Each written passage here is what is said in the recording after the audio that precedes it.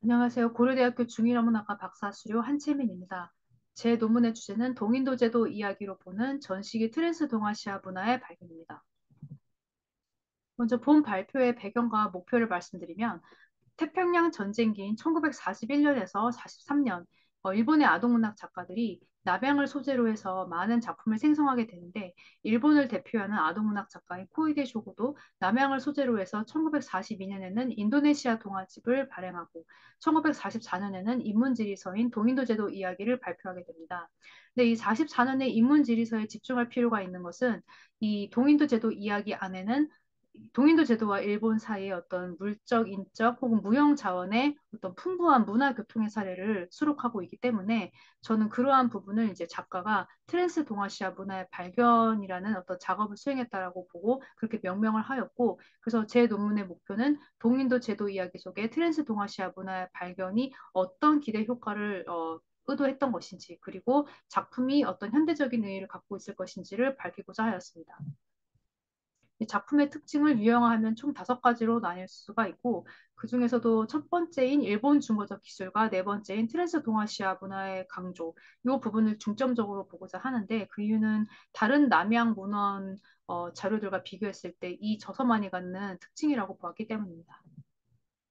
일본 중거적 기술을 보시면 이제 이 인용문을 통해서 알 수 있다시피 소국민으로서 일본인에 대한 자각을 노렸던 것과 동시에 남양에 관한 정보를 잘 기억하고 쉽게 떠올릴 수 있는 효과를 의도했다고 볼 수가 있고 이 기술의 특징을 좀 더 자세히 살펴보자면 게으름, 미개성, 야만성이란 남양 민족에 대한 오리엔탈리즘적인 시선 그리고 부정적인 표상을 제거하려는 경향을 확인할 수가 있습니다. 이것은 남양 민족을 존중하고 이해를 하도록 이제 세심하게 배려했다고 볼 수 있습니다.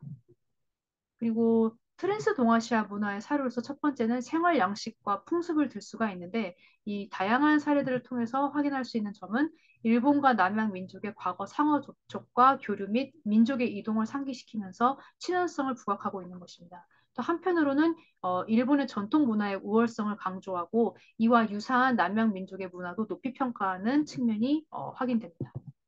두 번째로는 상무적 기질과 무사입니다.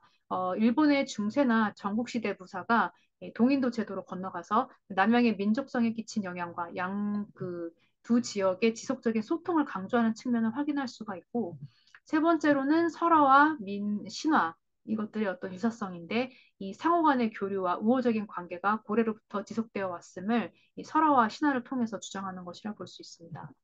이러한 동인도 제도의 특징은 오늘날의 상호문화주의의 관점에서 보았을 때 어떻게 독해될 수 있는지를 보자면 그동안은 다문화주의라고 해서 서로 다른 문화들의 병렬적 공존과 문화의 다양성과 차이가 부각되는 것이었다면 오늘날에는 상호문화주의가 각광을 받게 되는데 어떤 그 문화의 쌍방향적인 상호작용과 존중 그리고 의사소통의 강조 그리고 상호 공유하는 공통의 문화 만들기가 상호문화주의의 특징이라고 볼 수가 있는데 이러한 상호문화주의의 접근법으로 동인도 제도 이야기를 독해하자면 작가는 동인도 제도의 문화 속에서 일본을 보고 일본과의 동질성을 부각시키고 있고 또 고래로부터 상호 간에 끊임없이 소통했던 어떤 친밀한 관계였음을 강조하고 쌍방향적인 영향을 주고받았음을 알리고 있습니다. 이러한 친밀한 관계성이 과거에도 그랬고 앞으로도 지속되어야 된다는 것을 독려하고 있다는 점에서 동인도 제도 이야기를 새롭게 독해할 수 있지 않을까라고 생각했습니다.